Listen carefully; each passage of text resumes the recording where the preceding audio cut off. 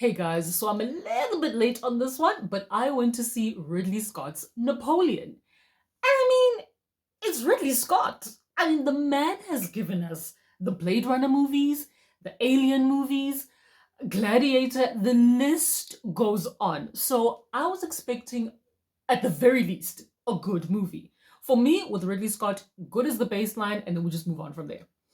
So with this one, while I think it was good, it lacked something, man. It could have been better. So the movie is a historical drama based on the adult life of Napoleon Bonaparte, mainly his rise to power and subsequent fall. It also looks at the love story, but let me rephrase that. The toxic relationship between him and his wife Josephine. Yo, that relationship was a trip. My God. One of the issues I had with this movie is that it felt a little bit fragmented in that it just seemed to go from one big historical event in French history to another without a strong enough story to sort of hold it all together. And so it didn't feel smooth and seamless. And also, it just didn't have that driving force that moved the story forward.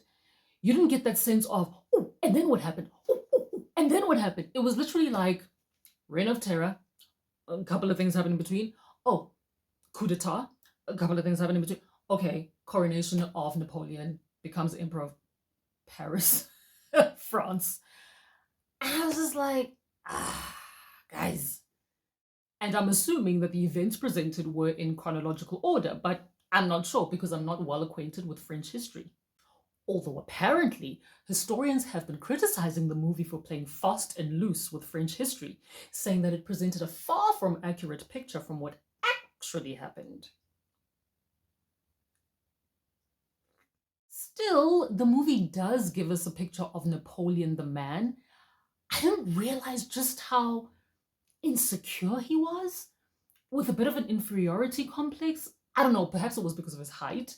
I mean, the term Napoleon complex was coined because of him. And yet, publicly, he seemed so self assured and confident. And it was as if his insecurities fueled his hunger for power and his ambition. It was very interesting. Visually, this movie is stunning. I mean, you really get a sense of what it might have been like in France in 17 Futsak and 18 Futsak. I mean, the costumes, guys, particularly like Napoleon's uniform. I've been, reading up about him and just the pictures of him, the accuracy of those costumes. Amazing. Shout out to the wardrobe department, man. Wow. And then the battle scenes. Yo, guys, highlight of the movie for me. They were incredible. Just the sheer scale of them.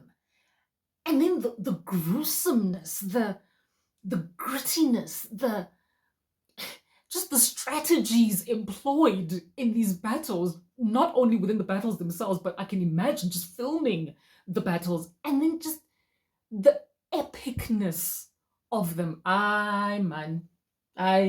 Ridley, Bob Ridley, yeah, no, amazing. Something else that just really bothered me and just kept nagging me as I was watching this movie. In a film about a Frenchman set in France, predominantly, about French history with multiple French characters, and barely a word of French was spoken. I was like, wait, what?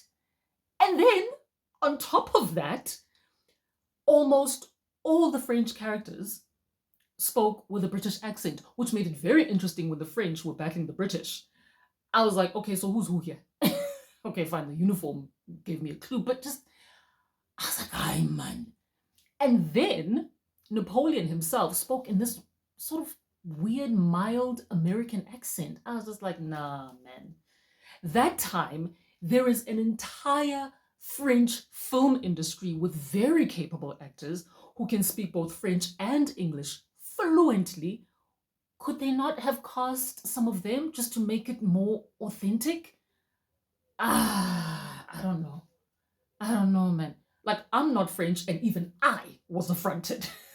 I was like, give me some parlez-vouing somewhere. I don't mind subtitles. And give us some French accents just to let us know, okay, cool, it's a French story being told. I don't know. It nagged me. Performances, I thought Joaquin did a fine job as Napoleon.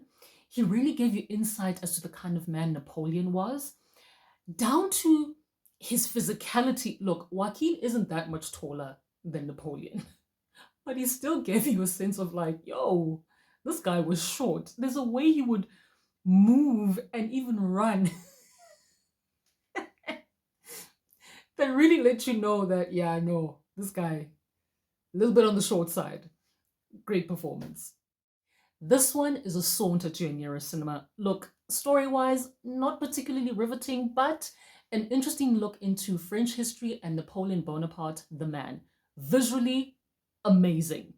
All in all, a decent watch. So go and check out Ridley Scott's Napoleon.